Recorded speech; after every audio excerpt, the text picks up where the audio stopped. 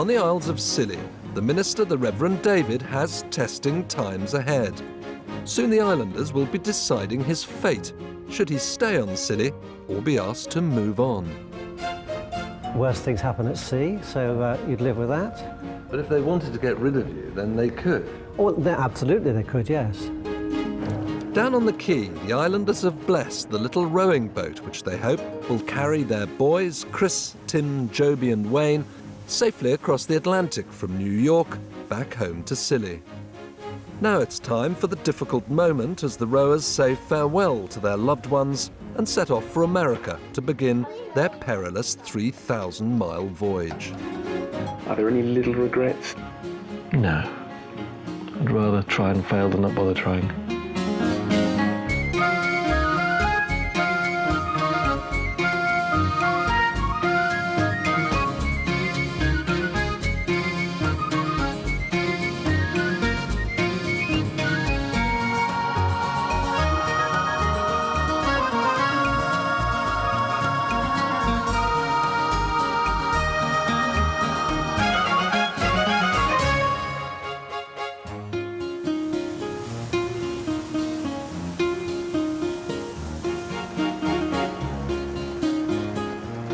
On the Isles of Scilly, one of the busiest weekends of the year is coming to a conclusion.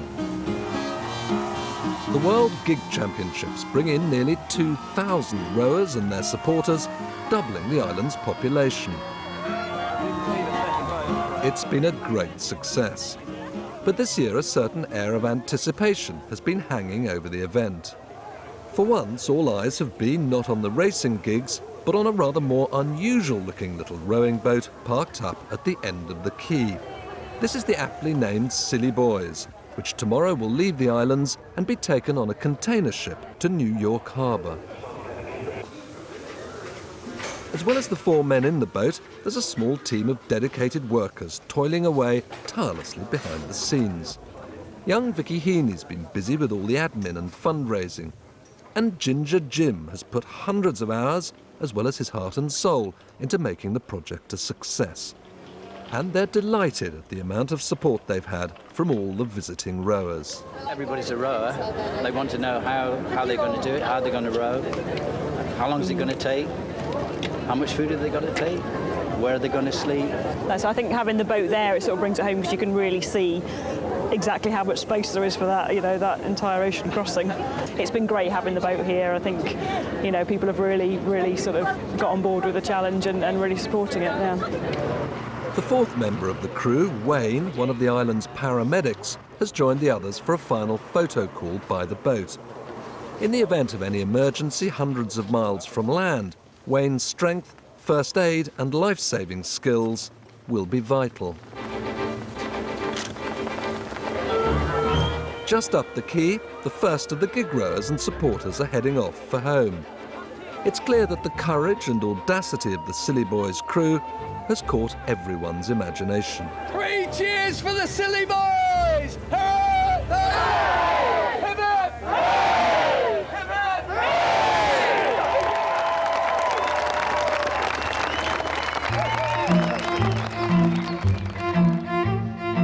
Hooray! 200 miles northeast of the Isles of Scilly are the lush green hills of West Wales.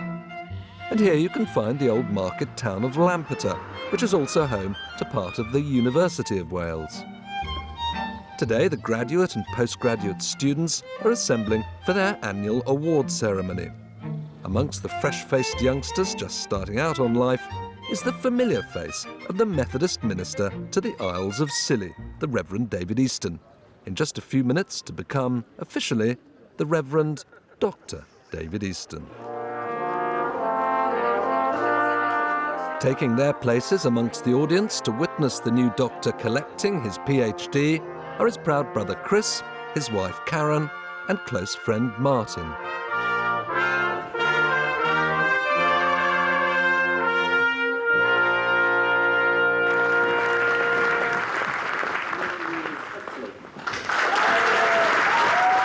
For many of the graduates, this is the culmination of a lifetime's ambition, and could open all kinds of doors to new careers or changes to their way of life.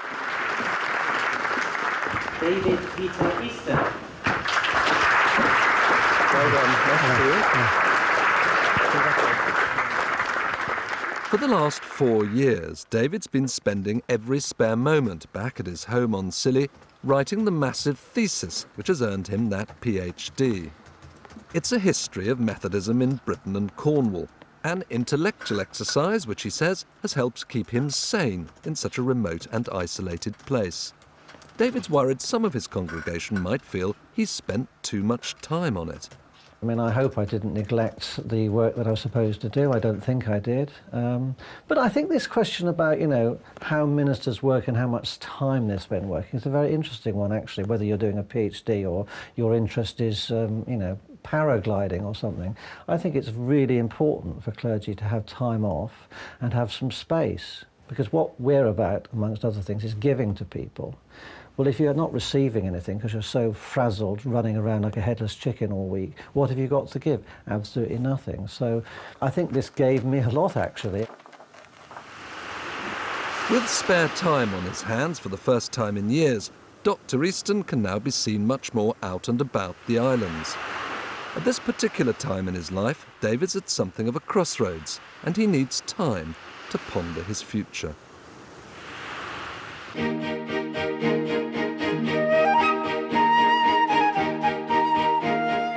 The population of this remote community is spread across 5 inhabited islands. People who are injured or who need medical treatment are moved about on a specially designed ambulance boat. One of the paramedics is 31-year-old Wayne, who, like his 3 rowing mates, is about to give up 3 months of his life on the islands for the big transatlantic voyage. With his medical background, Wayne's well aware of the stress and strain that lies ahead. We're basically going to be rowing for 2 hours on, resting for 2 hours, rowing for 2 hours, resting for 2 hours, continually 24 hours a day for 2 months. The lack of sleep and not eating properly, I reckon it's just hell. Potentially we could be facing seas in excess of 30 to 40 foot, freezing temperatures. Hopefully we'll get back here in one piece. And what are friends and family? What are they saying to you about what you've decided to take on? Well, Mum and Dad I think they're trying not to think about it too much. Hope their little boy gets home safely. And what about your girlfriend? Is she kind of like worried about this? Is she trying to persuade you? I haven't got a girlfriend, so that's all right. Wayne has a bit of a reputation as a good time lad. He's told his mates that he intends to enjoy every last moment on Scilly before they set off for America. In fact, the Scilly boys have a very busy few days ahead. With the last of the gig championship races now complete, there's one final event which marks the traditional end of this spring holiday weekend. The Scilly team are about to take on the rest of the world in the only game of rugby to be played on Scilly during the year. In the crowd, Atlantic rowers Tim and Joby, who have a particular interest in what's going on the field. To their horror, Wayne, a rugby fanatic, is throwing himself into the game, despite the dangers of this traditionally vicious match and his key role in the forthcoming voyage. Because they play so rarely, there are usually a lot of injuries. Wayne had promised the others that he'd do his darndest to avoid any rough and tumble.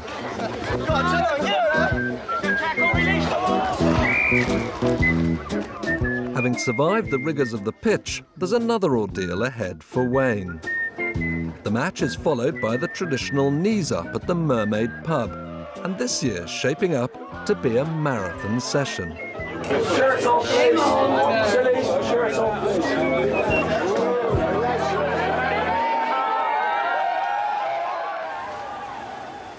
With the trip to America now imminent, the other Scilly boys are putting in every last minute to training. The voyage from New York to England has only ever been successfully rowed by 6 boats, with fewer men than have been to the moon. And no one has ever made the row unassisted, as the Scilly boys are planning. Steady, go! But right now, Wayne's thoughts are elsewhere. And probably no one will blame him.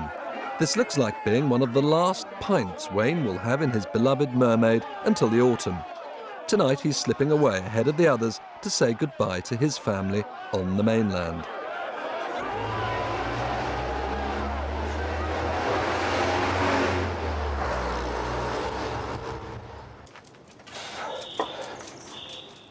Of all the rowers, Tim has probably been the most conscientious in training.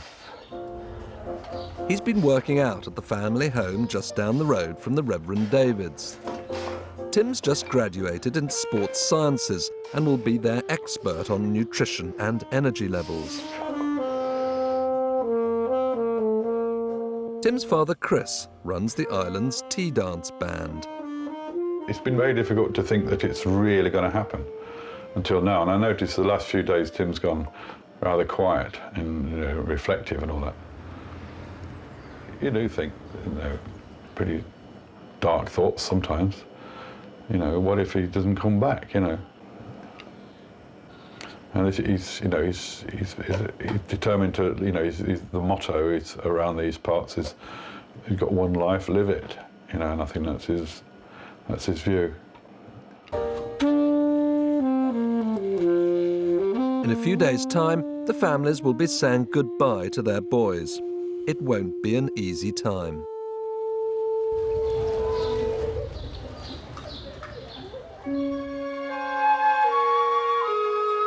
Two years ago, the Isles of Scilly were facing something of a crisis. The only resident vet had left the islands, and no replacement could be found, prompting huge concerns amongst animal owners and particularly farmers. Well, what are you going to do if there's no vet? I don't know. We don't know, really. We don't know where we're going to go from here. No, I mean, really. basically, we're finished. We are finished. That's it. Bottom line, we're finished. But after months of searching, a solution was found in a rather unexpected place. The forests of Bavaria in southern Germany.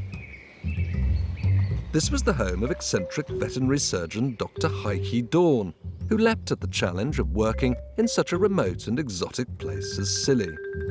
She arrived full of optimism. Would you be able to fix her head so I can actually stick the thermometer into her bottom? To start with, there seemed plenty of work for Heike. But as the days went by, it became clear there wasn't enough work in such a small place to keep her financially afloat. I need more sick animals. So there's not enough to keep you busy at the moment? No, not really. How many cases have you dealt with in the last few days? 3. And, I'm used to having like 25 patients a day. That's normal for a vet. But I don't really want to get rich just to have enough. So it doesn't really have to be 25 patients, but sort of 10 would be a...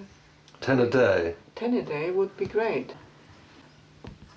Now, fearful that Heike too might soon be forced to leave them, the islanders have come up with a novel idea.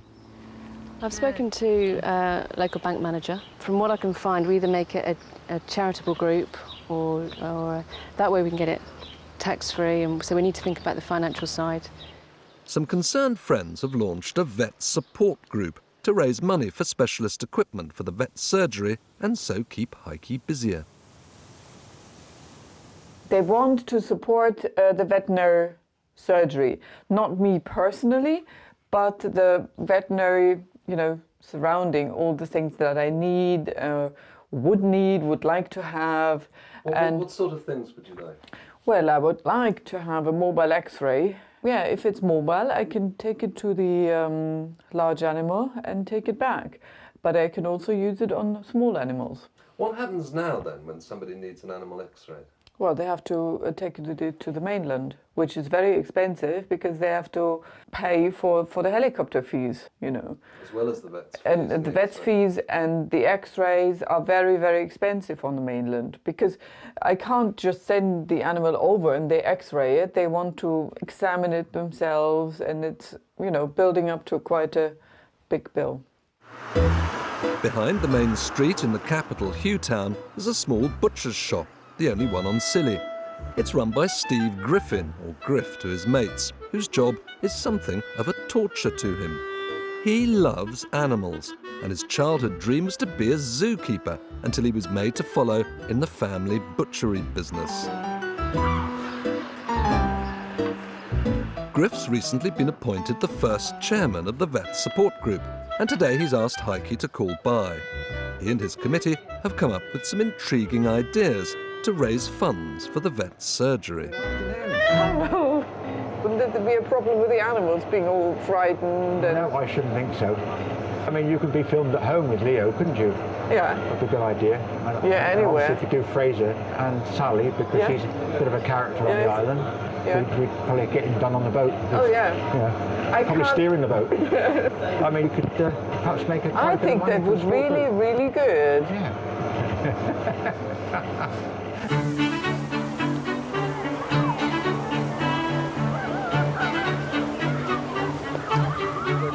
The Reverend David, meanwhile, is busy reassessing his life. After 4 years of so much time sitting behind a computer, the first thing he must do is lose weight.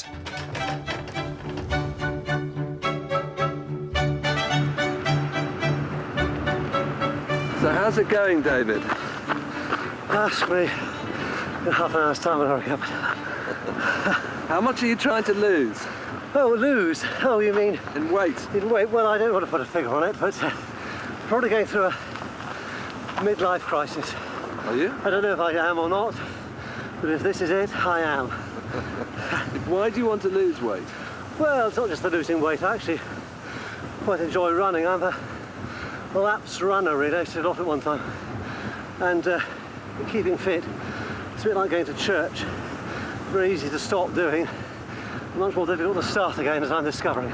This is all part of your midlife crisis. You want to re-establish your youth, is that it? Well, I don't know. Perhaps if I wanted to be religiously philosophical, I'd say it's about intimation to mortality. Right. But who knows? You're getting closer to the judgment day. Well, possibly, yes. Oh, Harry. How are you? But there's now another pressing concern for David. After 6 years, Scilly has become his life, and he's grown to love the place. But soon his congregation will be asked to decide his whole future here, whether to ask him to stay or tell David it's time for him to move on. He's a wonderful, wonderful preacher, and he visits all the old people around, which lots of preachers don't bother with. He's a very, very good man.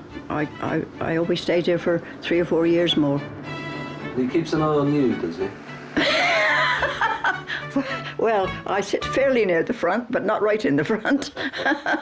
But I'm in the same seat nearly every Sunday.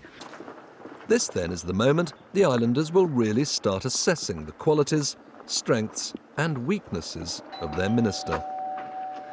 Hello, all right. Well, when have we got to vote for you to stay, then? Because I'm not going to miss it. Well, they'll be asking your opinion through the summer sometime. Oh, they will. So you'll be voting for David, Of course I will, yes.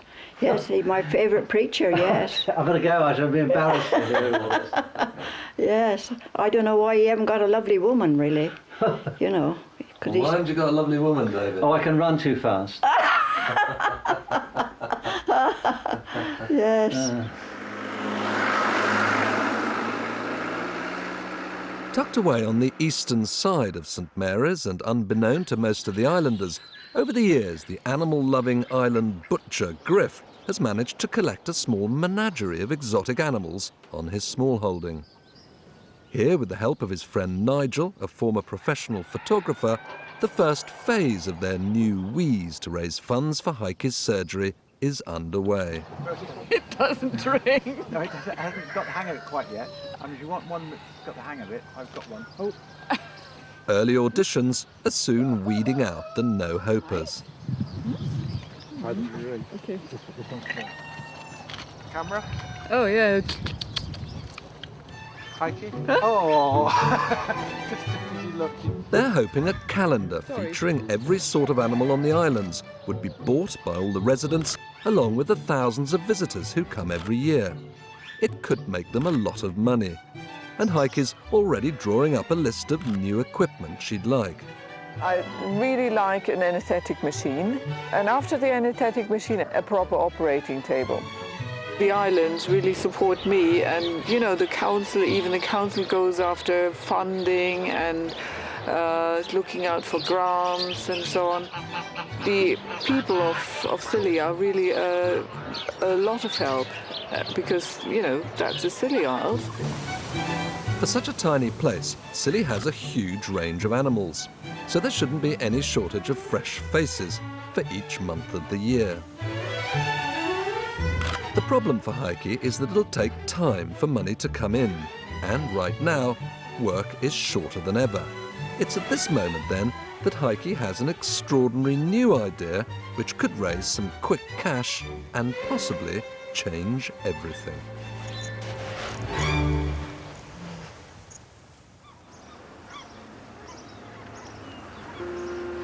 Down on the quay, after 2 years of preparation, the Scilly Boys' rowing boat is at last ready to start its long journey to America. The boat's being shipped to Penzance on the Selonian ferry and then carried by transporter to Liverpool, where it'll be loaded onto a container ship bound for New York. For Chris, who spent so much time preparing the boat for the trip, it's a defining moment. What do you think as you see the boat sail over the horizon? What did I think? Well, I think we've done all we can now, really. Just got to get on with the next little bit now. Confident? Yeah. Yeah. Hi, this is Jim. You remember me talking to you about sponsorship for the boys? Hello? Down in his office behind the harbour, Ginger Jim is in something of a panic. We've got to the stage now where we really need to buy this satellite equipment. They've had to scrape together every last penny to fund the row, but Ginger Jim simply hasn't got enough cash for a vital piece of equipment, a satellite telephone. In the event, this could save the boys' lives. OK, well, thanks for your interest, and we'll perhaps see you down the quay. It's a vital piece of equipment that we really need so we can communicate with the team, know if there are any problems. A vital bit for the organisers who can tell them if there are